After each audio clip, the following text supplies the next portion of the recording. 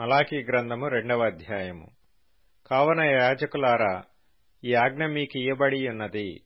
సైన్యములకు అధిపతియగు యెహోవా సెలవిచ్చినదేమనగా, మీరు ఆ యాజ్ఞను ఆలకింపకయు నా నామమును గణపరచునట్లు మనఃపూర్వకముగా దానిని ఆలోచింపకయు ఉండిన ఎడల, నేను మీ మీదికి శాపము తెప్పించి మీకు కలిగిన ఆశీర్వాద ఫలమును శపింతును. మీరు దానిని మనస్సునకు తెచ్చుకొనరైతిరి గనుక ఇంతకు మునుపే నేను వాటిని శపించియుంటిని. మిమ్మును బట్టి విత్తనములు చెరిపివేతును, మీ ముఖముల మీద పేడ వేతును. పండుగలలో మీరర్పించిన పశువుల పేడ వేతును. పేడ ఊడ్చివేసిన స్థలమునకు మీరు ఊడ్చివేయబడుదురు. అందువలన లేవీయులకు నిబంధనగా ఉండునట్లు ఈ ఆజ్ఞను మీకిచ్చిన వాడను నేనేయని మీరు తెలుసుకొందురని సైన్యములకు అధిపతియగు యెహోవా సెలవిచ్చుచున్నాడు. నేను చేసిన నిబంధన వారి జీవమునకును సమాధానమునకును కారణమాయెను.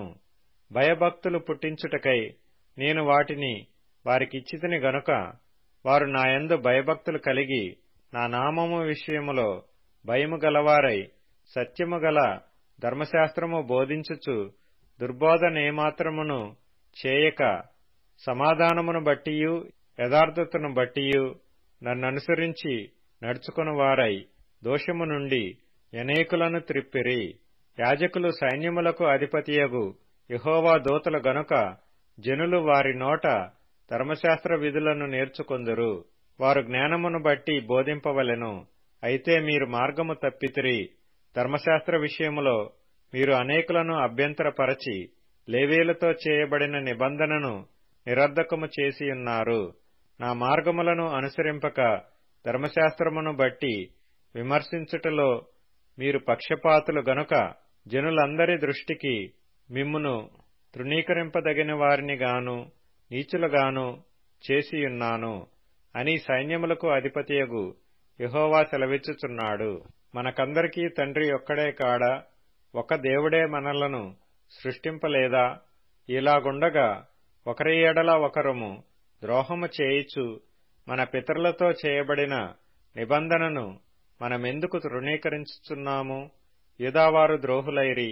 ఇశ్రాయేలీల మధ్య యెరూషలేములోనే హేయక్రియలు జరుగుచున్నవి. యూదావారు యెహోవాకు ప్రియమైన పరిశుద్ధ స్థలమును అపవిత్రపరచి అన్యదేవత పిల్లలను పెండ్లి చేసుకొనిరి. యాకోబు సంతతి వారి డేరాలలో నుండి మేల్కొలుపు వారిని పలుకువారిని సైన్యములకు అధిపతియగు యెహోవాకు నైవేద్యము చేయువారిని యెహోవా నిర్మూలము చేయును. మరియు రెండవసారి మీరాలాగుననే చేయుదురు. యెహోవా బలిపీఠమును మీరు ఏడ్పుతోనూ కన్నీళ్లతోనూ రోదనముతోనూ తడుపుదురు. కాబట్టి ఆయన మీ నైవేద్యమును అంగీకరింపకయు తనకు అనుకూలము కాని అర్పణలను మీ చేత తీసుకొనకయునున్నాడు. అది ఎందుకని మీరడుగగా, యవ్వన కాలమందు నీవు పెండ్లి చేసుకుని అన్యాయముగా విసర్జించిన నీ భార్య పక్షమున యెహోవా సాక్షియాయను. అది నీకు తోటిదై నీవు చేసిన నిబంధనకు పాత్రురాలు గదా, నీ పెండ్లి భార్య గదా. కొంచెముగానైనను దైవాత్మ నొందిన వారిలో ఎవరునూ ఈలాగున చేయలేదు.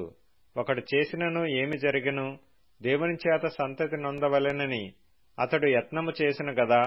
కాగా మిమ్మును మీరే జాగ్రత్త చేసుకుని యవ్వనమున పెండ్లి చేసుకొనిన మీ భార్యల విషయములో విశ్వాసఘాతకులుగా ఉండకుడి.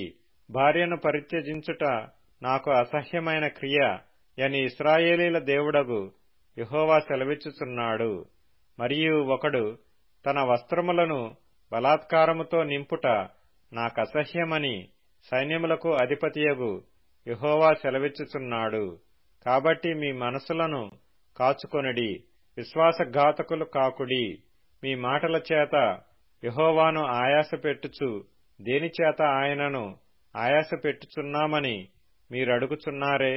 దుర్మార్గులు యెహోవా దృష్టికి మంచివారు, వారి యందు ఆయన సంతోషపడును. లేక న్యాయకర్తయగు దేవుడు ఏమాయను అని చెప్పుకొనుట చేతనే మీరాయనను ఆయాసపెట్టుచున్నారు.